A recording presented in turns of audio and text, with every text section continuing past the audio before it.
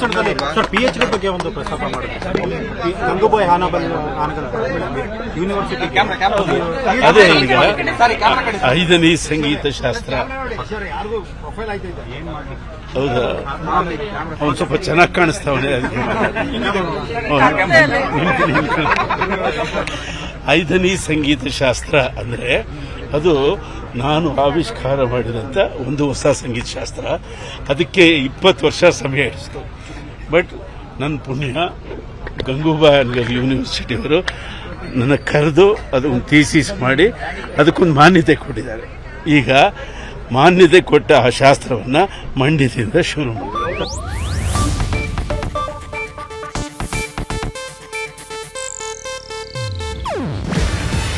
ಇದು Asianet news network ಪ್ರಸ್ತುತಿ. ನೀವು ನೋಡ್ತಿದ್ದೀರಾ ಏಷ್ಯಾನೆಟ್ ಸುವರ್ಣ ನ್ಯೂಸ್.